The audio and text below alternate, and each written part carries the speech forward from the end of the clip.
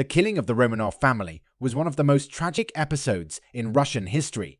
The House of Romanov was the reigning imperial house of Russia from 1613 to 1917.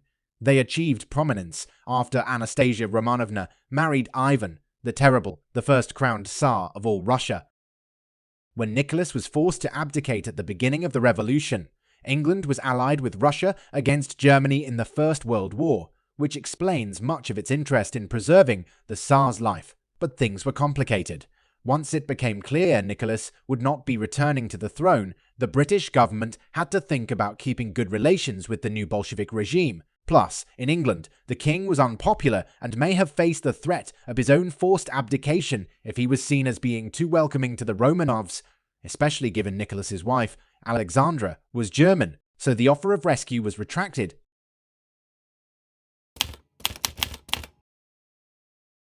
After his abdication in the spring of 1917, Nicholas and his family were held under house arrest at the Alexander Palace. In August 1917, they were moved to Tobolsk and then Yekaterinburg. Tsar Nicholas and his family were held prisoner by a Bolshevik firing squad in the Ipatiev house. After the revolution, civil war between the Bolshevik Red Army and the anti-Bolshevik White Russian forces broke out in June. By July, the White Army was advancing on Yekaterinburg. Local authorities were ordered to prevent a rescue of the Romanovs by the White Army, and after a secret meeting of the Yekaterinburg Soviet, the imperial family was sentenced to death. On the night of July 16, 1918, the family was ordered to dress and go down to the cellar of the Ipatiev house, where they were lined up as if posing for a family photograph.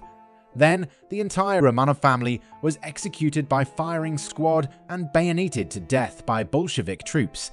Nicholas, the last Tsar once considered the most powerful men, met his end.